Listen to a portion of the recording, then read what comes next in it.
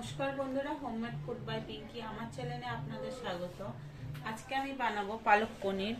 এখানে আমি পালক শাক নিয়ে নিয়েছি। পালক শাকটাকে আমি ধুয়ে জল ঝরিয়ে রেখেছি। আর এখানে আমি পনির নিয়ে নিয়েছি। পনিরটাকে পরে কেটে নেব। আমি এখানে পালক শাকটা ভাপাবো, তার জন্য গরম জল বসিয়ে দিয়েছি। জলটা গরম হয়ে গেছে, পালক শাকটা আমি দিয়ে দিচ্ছি।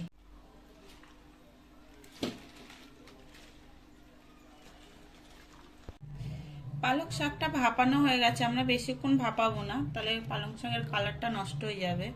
অল্প সময় ভাপিয়ে নিয়েছি, এবার আমরা জল ঝরিয়ে নিচ্ছি।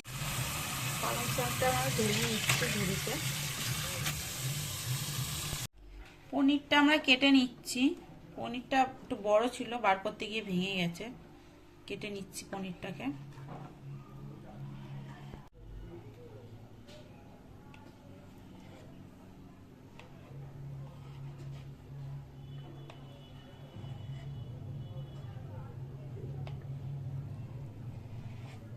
পনিরগুলো কেটে নিয়েছি।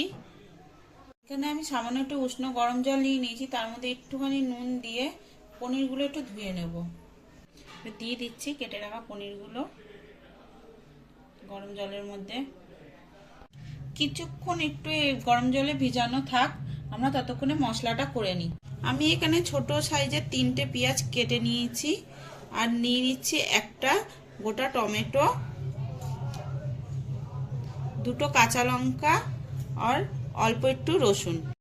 সব মশলা একসাথে বেটে নিচ্ছি। এবার পনিরটা আমরা তুলে নিচ্ছি একটা প্লেটে।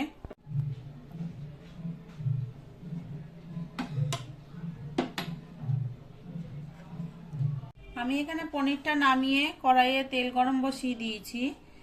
এবার আমি এখানে তেলের মধ্যে দিয়ে দেব গোটা গরম মশলা আর গোটা জিরে ফোড়ন। দিয়ে দিলাম গোটা জিরে। এবার আমি এই যে বেটে রাখা মশলাটাও দিয়ে দেব। ফোড়নটা ভালো করে হয়ে গেছে, এবার আমি দিয়ে দিচ্ছি বেটে রাখা মশলাটা।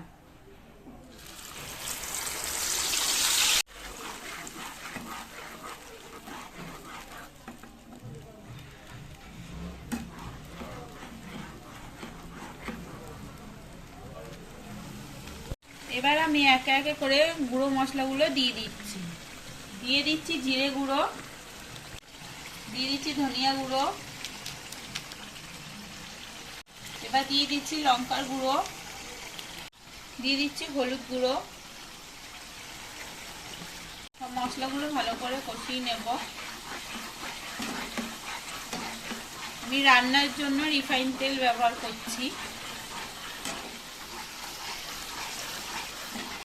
এবার দিয়ে দিচ্ছি নুন।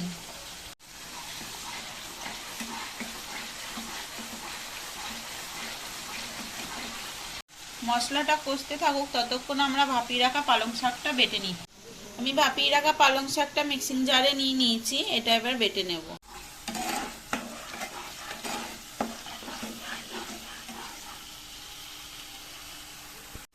মশলাটা কষানো হয়ে গেছে, এবার বেটে রাখা পালং শাকটা দিয়ে দেব।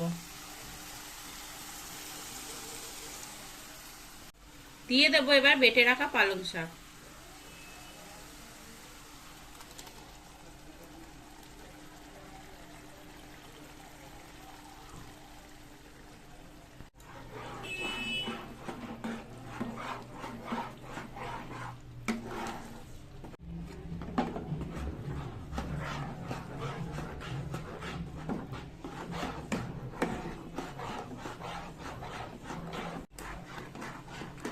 পালং শাকের কালারটা কিন্তু খুব সুন্দর এসছে, একদম সবুজ।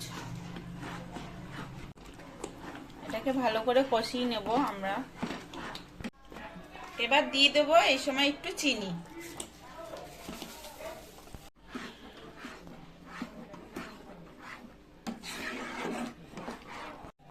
এবার আমরা দিয়ে দেব ফ্রেশ ক্রিম।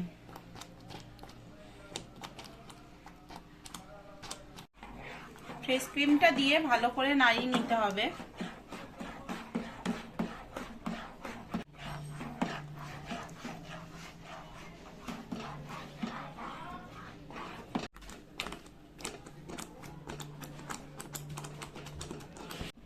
এবার আমরা পনিরটা দিয়ে দেব।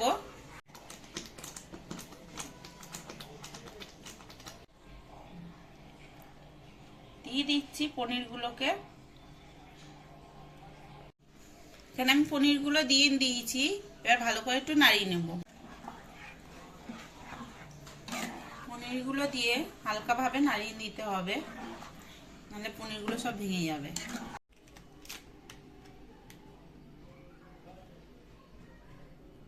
এবার আমরা দিয়ে দিচ্ছি গুঁড়ো গরম মশলাটা।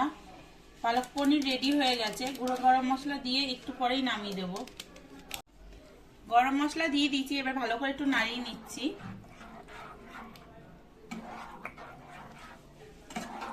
এই সময় গ্যাসের ফ্লেমটা একদম কম করে দিয়েছি, কম করে নাড়াচ্ছি।